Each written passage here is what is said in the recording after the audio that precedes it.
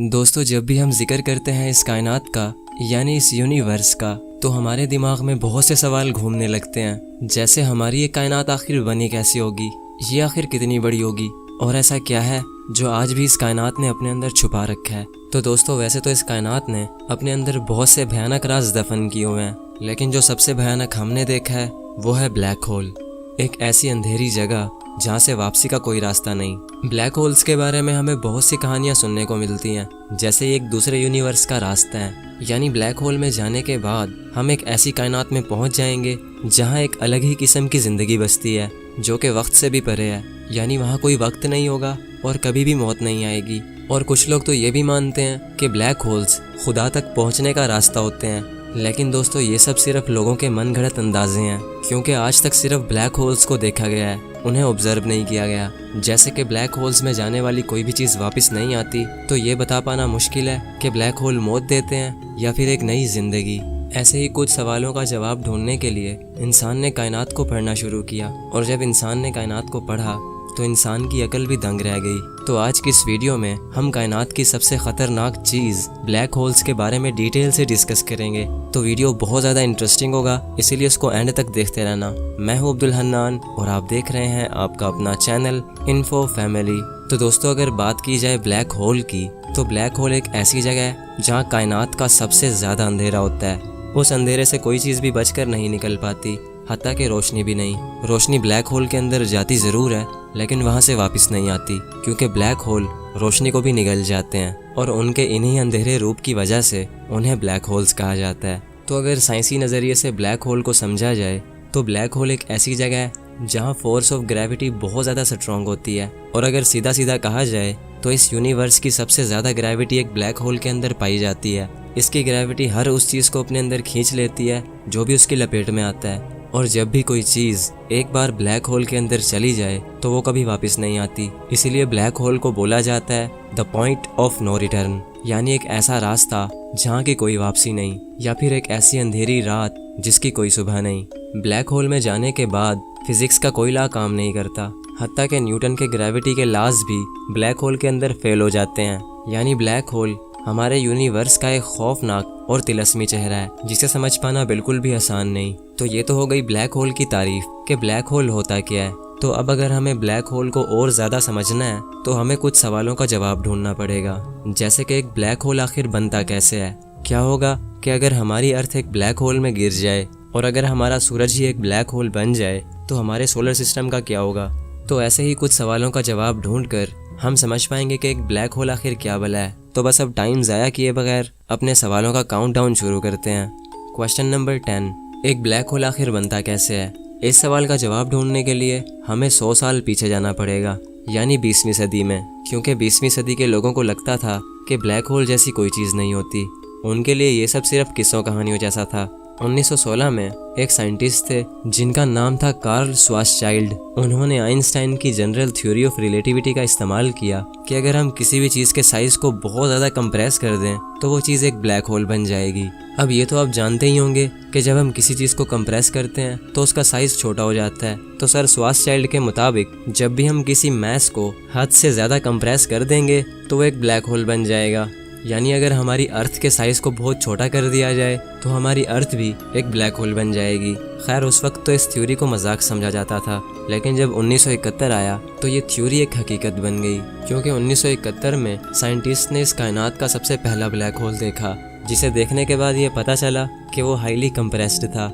वो black hole हमारी ज़मीन से 6000 लाइट ईयर की दूरी पर था। और अगर आपको लाइट ईयर का नहीं पता तो मैं आपको बताता चलूं कि एक लाइट ईयर का मतलब है जहां लाइट को पहुंचने में 1 साल लग जाए। यानी अगर एक प्लैनेट पर सूरज की रोशनी को पहुंचने में 1 साल लगेगा तो इसका मतलब है वो प्लैनेट सूरज से 1 लाइट ईयर की दूरी पर है। तो जो ब्लैक होल सबसे पहले डिस्कवर हुआ था वो हमारी ज़मीन से 6000 लाइट ईयर की दूरी पर था। यानी अगर हमारी ज़मीन से उस ब्लैक होल पर लाइट भेजी जाए तो उस लाइट को वहाँ पहुँचने में 6000 साल लग जाएंगे। और हम अच्छी तरह जानते हैं कि लाइट इस कायनात की सबसे फास्ट चीज़ है। क्वेश्चन नंबर 9, ब्लैक होल्स कितनी टाइप्स के होते हैं। तो दोस्तों, 1971 से लेकर अब तक साइंटिस्ट बहुत से ब्लैक होल्स को देख चुके हैं, जिनमें उन्हें अब तक 4 किस्म के ब्लैक होल्स देखने को मिले हैं। Miniature black holes, stellar black holes, intermediate black holes और सुपरमैसिव ब्लैक होल्स। अब अगर बात की जाए मिनिएचर ब्लैक होल्स की, तो ये ब्लैक होल बहुत ही छोटा होता है। एक एस्टीमेट के मुताबिक इस ब्लैक होल का साइज सिर्फ एक सिंगल एटम के जितना होता है, लेकिन फिर भी ये इतना पावरफुल होता है कि एक बड़े से पहाड़ को आराम से निगल सकता है। इन छोटे ब्लैक होल्स की उम्र इस कायनात की उम्र के लगभग आसपास होती है। तो साइंटिस्ट का ये मानना है कि ये छोटे ब्लैक होल्स शायद बिग बैंग के फौरन बाद बन चुके थे, जब स्पेस ने अपने कुछ टुकड़ों को इधर उधर बिखेर दिया होगा। मिनिएचर ब्लैक होल्स के बाद आते हैं स्टेलर ब्लैक होल्स, जिनका साइज हमारे सूरज से 10 से 15 गुना या फिर 20 गुना तक भी बड़ा हो सकता है। ये ब्लैक होल्स सुपरनोवा के बाद बनते हैं, और सुपरनोवा तब होता है जब एक बहुत ही बड़ा स्टार मरता है। ये स्टार हमारे सूरज से कम 25 गुना ज्यादा बड़ा हो सकता है, और जब ये मरता है तो ये फट जाता है। इसके फटने से इतनी ज्यादा रोशनी फैलती है जो कि सूरज की रोशनी से भी अरबों खरबों गुना ज्यादा होती है, और इसके अंदर से इतनी हाई एनर्जी रिलीज होती है कि उसकी रोशनी एक गैलेक्सी में कई हफ्तों तक रहती है। स्टार के मरने के इस अमल को सुपरनोवा कहा जाता है, और सुपरनोवा के बाद बनता है एक स्टेलर ब्लैक होल। अब नंबर 3 पर आता है इंटरमीडिएट ब्लैक होल। ये ब्लैक होल्स तब बनते हैं जब बहुत सारे स्टेलर ब्लैक होल्स एक दूसरे में मर्ज होकर एक बड़ा ब्लैक होल बना देते हैं। और अब जो सबसे खतरनाक और सबसे बड़ा ब्लैक होल है वो है एक सुपर मैसिव ब्लैक होल। ये ब्लैक होल इतना ज्यादा बड़ा होता है कि इसका साइज हमारे सूरज से अरबों खरबों गुना ज्यादा होता है। ये ब्लैक होल हर गैलेक्सी के बिल्कुल सेंटर में मौजूद होता है, और ये इतना बड़ा होता है कि इंसान इसका अंदाजा भी नहीं लगा सकता। और ऐसा ही एक ब्लैक होल हमारी मिल्की वे गैलेक्सी के बिल्कुल सेंटर में मौजूद है, जिसका नाम है Sagittarius A star. Sagittarius A star का साइज हमारे सूरज से 4 मिलियन यानी 40 लाख गुना से भी ज्यादा बड़ा है, और ये सुपर मैसिव ब्लैक होल्स तब बने थे जब गैलेक्सीज बनी थी। क्वेश्चन नंबर 8, क्या होगा कि अगर आप एक ब्लैक होल में गिर जाओगे? तो इसका जवाब है कि ब्लैक होल के अंदर कायनात की सबसे ज्यादा ग्रेविटी पाई जाती है। ये हर चीज को अपने अंदर इतनी ज्यादा ग्रेविटेशनल फोर्स से खींचता है कि या तो वो चीज फट जाती है या फिर वो बहुत ज्यादा स्ट्रेच हो जाती है। यानी अगर आप ब्लैक होल के अंदर जाओगे तो आप लंबे होकर एक नूडल बन जाओगे, और जब आप ब्लैक होल से थोड़ा सा दूर होंगे तब आपको टाइम डायलेशन इफेक्ट का एहसास होगा। मिसाल के तौर पर आप एक ब्लैक होल के पास पहुंचकर अपने एक दोस्त को वीडियो कॉल करते हो जो कि उस वक्त अर्थ पर है, तो आपको आपका दोस्त बहुत ज्यादा तेजी से मूव करता हुआ दिखाई देगा, लेकिन वहीं पे आप उसको बहुत ही स्लो मूव करते हुए दिखाई दोगे, जो कि सुनने में बहुत ही डरा देने वाली बात है। वैसे तो ऐसा आज तक किसी के साथ भी नहीं हुआ, क्योंकि ब्लैक होल्स इतने ज्यादा दूर होते हैं कि इंसान तो दूर की बात वहां तक रोशनी को भी पहुंचने में हजारों साल लग जाएंगे। लेकिन दोस्तों, बहुत से साइंटिस्ट ने ब्लैक होल्स को बड़े बड़े सितारों को फाड़ते हुए देखा है। ये उन स्टार्स को निगल जाते हैं और उनकी रोशनी को भी खत्म कर देते हैं।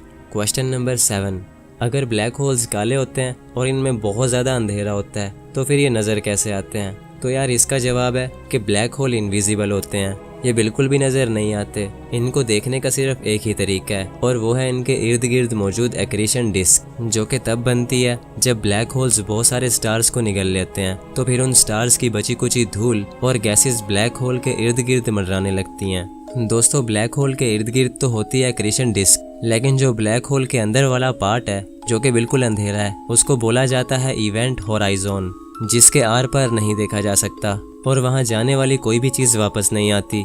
ये ऐसे है जैसे कि एक अंधा कुआं। क्वेश्चन नंबर 6, क्या होगा कि अगर हमारा सूरज एक ब्लैक होल बन जाए? क्या ये हमारे सोलर सिस्टम को तबाह कर देगा? तो इसका जवाब है कि सूरज कभी भी ब्लैक होल नहीं बन सकता, क्योंकि सूरज एक बहुत ही छोटा सितारा है। इसके अंदर एक ब्लैक होल को बनाने जितनी एनर्जी नहीं है। जब 5 अरब साल के बाद सूरज की जिंदगी मुकम्मल होगी तो हमारा ये सूरज लाल हो जाएगा और ये एक रेड जायंट स्टार बन जाएगा, और फिर आखिर में हमारा सूरज एक वाइट स्टार बन जाएगा और बिल्कुल ठंडा हो जाएगा। लेकिन फिर भी हम मान लेते हैं कि हमारा सूरज एक ब्लैक होल बन चुका है, तो दोस्तों इससे हमारे सोलर सिस्टम पर कोई असर नहीं पड़ेगा। सभी प्लैनेट्स उस ब्लैक होल के इर्द गिर्द घूमने लगेंगे जैसे वो सूरज के गिर्द घूमते हैं। लेकिन फिर प्रॉब्लम ये होगी कि हमें सूरज की रोशनी नहीं मिलेगी, जिससे हमारी अर्थ पर जिंदगी खत्म हो जाएगी। क्वेश्चन नंबर 5, अगर ब्लैक होल्स इतने ज़्यादा खतरनाक होते हैं कि वो अपने आसपास की किसी भी चीज़ को नहीं छोड़ते, तो क्या कभी ऐसा हो सकता है कि ब्लैक होल्स हमारी गैलेक्सीज को ही खा जाएं? तो इस सवाल का जवाब है नहीं। माना कि ब्लैक होल बहुत ही पावरफुल होता है, लेकिन ये इतना पावरफुल नहीं होता कि ये पूरी गैलेक्सी ही खा जाए। एक गैलेक्सी बहुत ज़्यादा बड़ी होती है और ब्लैक होल गैलेक्सी के सामने नज़र भी ना आए। क्वेश्चन नंबर 4, अगर हमारी अर्थ एक बड़े से ब्लैक होल के अंदर गिर जाती है तो हमारी अर्थ का क्या होगा? तो इसका जवाब है कि हमारी अर्थ ब्लैक होल के अंदर बहुत ही आराम से जाएगी। शुरू में तो हमें कुछ महसूस ही नहीं होगा, लेकिन हम जैसे ही ब्लैक होल के अंदर जाते जाएंगे तो हमारी अर्थ के छोटे छोटे टुकड़े हो जाएंगे, क्योंकि हमारी अर्थ की ग्रेविटी भी एक ब्लैक होल की ग्रेविटी का मुकाबला नहीं कर सकती। और ब्लैक होल में जाने के बाद अंजाम सिर्फ और सिर्फ मौत होगा। और जो लोग ये बोलते हैं कि ब्लैक होल खुदा के पास पहुंचने का रास्ता होते हैं, तो मुझे लगता है वो लोग सच बोलते हैं, क्योंकि मरने के बाद हम सब खुदा के पास ही पहुंच जाएंगे। क्वेश्चन नंबर 3, क्या ब्लैक होल से बचने का या फिर इससे बाहर निकलने का कोई रास्ता भी है? तो इसका जवाब है बिल्कुल नहीं, क्योंकि ब्लैक होल की ग्रेविटी से लाइट भी बाहर बचकर नहीं निकल सकती। तो इस हिसाब से अगर हमें ब्लैक होल से बचकर बाहर निकलना होगा तो हमें लाइट से भी हज़ारों गुना ज़्यादा फास्ट होना पड़ेगा, और ऐसा कभी नहीं हो सकता।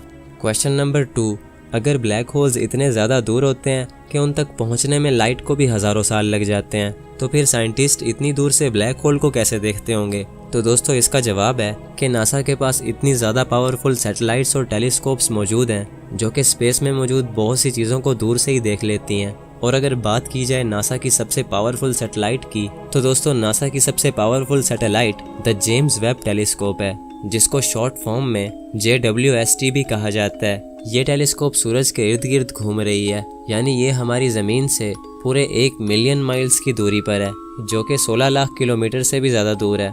इस टेलीस्कोप की पावर का अंदाज़ा आप इस बात से भी लगा सकते हो कि ये हमारी गैलेक्सी से बाहर की गैलेक्सीज और स्टार्स को भी देख लेती है। क्वेश्चन नंबर 1, अगर ब्लैक होल कायनात की अब तक की देखी जाने वाली सबसे ख़तरनाक चीज़ है, तो क्या ऐसा हो सकता है कि कोई चीज़ ब्लैक होल से भी ज़्यादा ख़तरनाक हो और इंसान की नज़रों से अब तक छुपी हुई हो? तो दोस्तों इसका जवाब है वाइट होल, जो कि ब्लैक होल से भी ज़्यादा ख़तरनाक हो सकता है। वाइट होल्स को अब तक देखा तो नहीं गया, लेकिन इनके होने का अंदाज़ा लगाया गया है। जैसे ब्लैक होल्स को ढूंढने से पहले ब्लैक होल्स के होने का अंदाज़ा लगाया जा चुका था। अब वाइट होल्स कैसे हो सकते हैं और ये कितने ख़तरनाक हो सकते हैं, इस पर मैं रिसर्च करके किसी नेक्स्ट वीडियो में एक्सप्लेन करूँगा। और ना जाने ऐसे कितने ही खतरे हमारे स्पेस में घूम रहे होंगे, जिन तक पहुंचना तो दूर, उनके बारे में सोचना भी हमारे लिए नामुमकिन सी बात है। तो दोस्तों अब मैं उम्मीद करता हूँ आपको आज का ये वीडियो पसंद आया होगा। इन वीडियोस को बनाने में बहुत ज़्यादा रिसर्च लगती है और एडिटिंग में बहुत सारा टाइम लगता है, तो इसलिए इस वीडियो को एक लाइक करके जाना। और अगर आप ऐसी और ज़्यादा वीडियोस देखना चाहते हो तो मेरे इस चैनल इन्फो फैमिली को सब्सक्राइब कर लो, ताकि मेरा और आपका कनेक्शन जुड़ा रहे। तो फिर मिलते हैं किसी नेक्स्ट वीडियो में, तब तक के लिए अल्लाह हाफिज़।